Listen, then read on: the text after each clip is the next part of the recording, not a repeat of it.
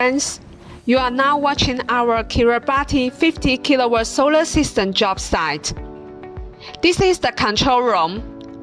You will find the PV combiner and the MPPT controller box are installed on the wall.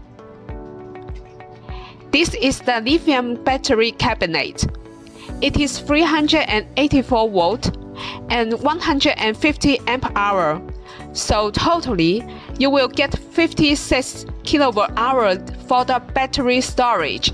Here comes the 50 kW IGBT inverter with the transformer built in. Now, this is the PVC rooftop. We are wiring the cables.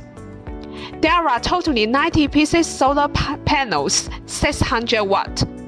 Daily, you can get 300 kWh for power generation.